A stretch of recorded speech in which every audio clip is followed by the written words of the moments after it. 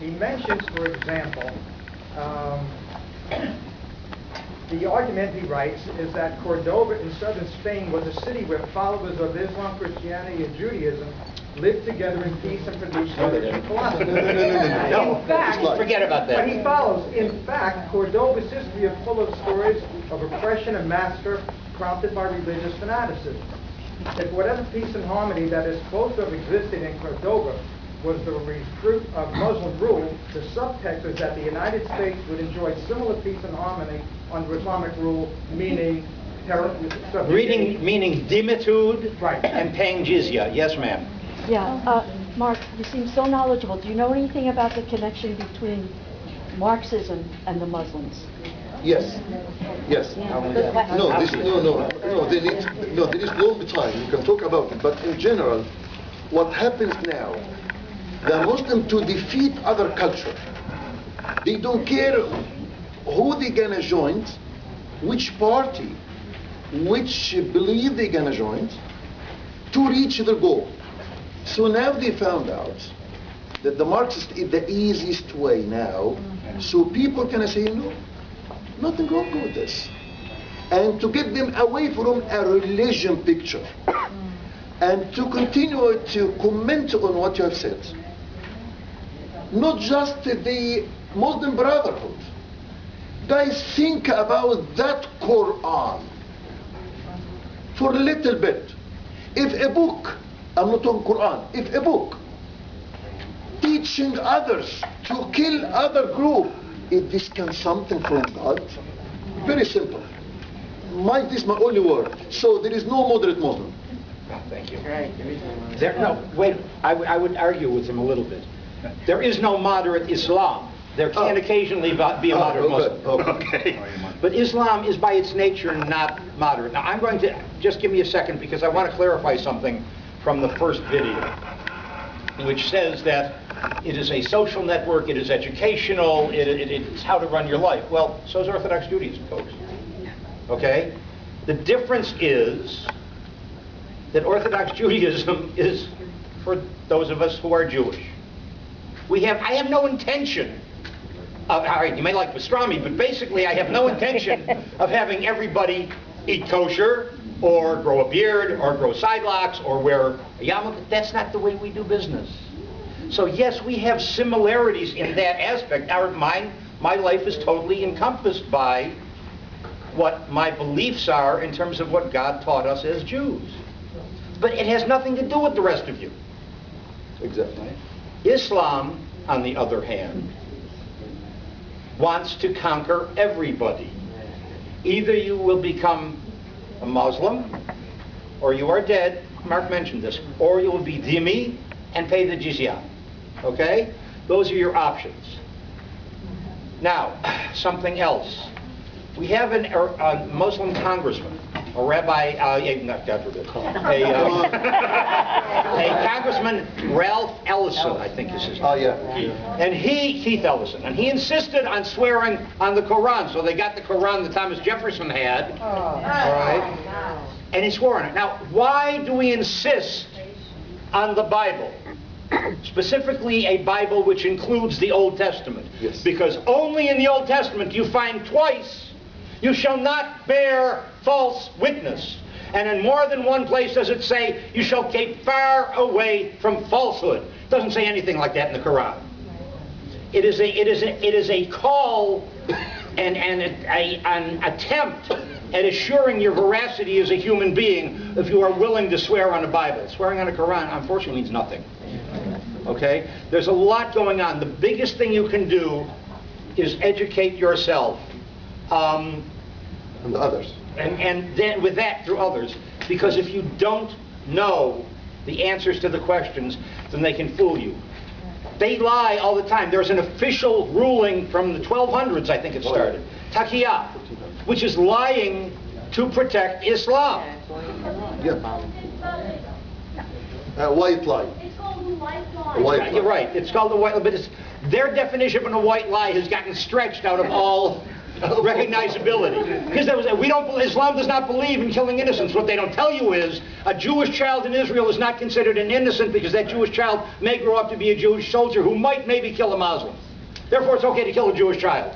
The concept of an innocent means, maybe if you're lucky, an innocent Muslim child who is following one of the same legal groups as your Muslim child.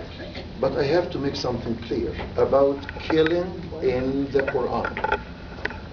There is 124 words in Quran telling Muslim they have the right to kill others because they are people of Allah, and all of us, we don't know Allah. We are infidels. So they have the right. So when they kill us in September 11th, they have no sorry because they follow the Quran. Right. They just 124. This gentleman here with the glasses? Oh, sorry. Women, by the way, you have no right under the Sharia or Quran. Yes, sir. They don't exist. The glasses back there. Oh, sorry. You haven't mentioned that you're Egyptian. Yes. You haven't mentioned. I was Egyptian. I'm American. You haven't I'm not Egyptian. What you don't know is that Egypt was a Christian country once. How many people knew that? Yes, of course. It was. And the fathers of the church, St. Athanasius, who gave us the creed, was Bishop of Alexandria, which is Egypt. What they do is they come with the Sharia, and listen to this. If you're a Christian, you wear a yellow cross. If you're a Jewish person, you wear a yellow star. What does this sound like to you? Hitler. Hitler. Where do you And think you this got is it? how all Who was of original? Egypt, Syria, all of North Africa were de-Christianized and de-Westernized. They mean business. Our kids in our schools are being brainwashed. They hear the crusades, the crusades, the crusades, the wicked West. The wicked West. What they don't say is, when Muhammad's troops burst out of Arabia in the year 632 AD, they conquered Egypt, which was Christian and Western. They conquered all of northern Africa. Here in New City, there's a church, St. Augustine. St. Augustine's church, he was Bishop of Hippo Regius in North Africa. Do Christians live there today? No. Because what they do with the Sharia is they starve out other cultures. They are intolerant. They do not understand our Western concept of a pluralistic culture where everybody respects everybody else's beliefs, even the right not to believe. After you finish, let him finish. They will not respect that. I just have one more thing. They tell us we have to understand them and the wickedness of the Crusades. By 711 AD, they were over the straits into Spain. By 718, they were over the Pyrenees into France. If Charles Martel, Charles the Hammer, had not stopped them at Poitiers, the Eastern Byzantine Christian Empire would have been wedged by Muslim Syria on the east, and what would have become a Muslim Western Europe, and all of Western civilization would be exterminated. It's okay for them to engage in battle against us, but when we respond in the Crusades, that's a problem. They weren't done then. In the 8th century, they crossed into Sicily. Sir? Okay, we have, Mark wants to make a No, comment. just a little comment about Egypt. I want to show you what the Muslim going to do in this country. What happened in Egypt? When they invade Egypt, they go in there and they want to build mosque. They have no beam, no nothing for this. So the governor came to in Cairo. This is the history. See how nice Muslim is. And then he said, okay, we need a good architect. So they said the only architect is Mr. Yusuf, is Joseph in Arabic, and this is the best architect in Egypt. So the governor with this, what's it called, the governor with the God law, his name is this, and he invited him to his house and said, you know what, I want you to design for me the best mosque you can ever imagine. He said, okay, but honor, from where we're gonna get the stone, the stuff? He said, okay. Destroy as much churches as you can, and they get all the beams, everything from there, and they put in this mosque. And they did. And they came and they built the biggest mosque in Cairo. Okay. And then in the in the opening, the first day they pray in this mosque, see how nice the Muslim is. After they finished prayer, they invited him, and he thought they're gonna say thank you.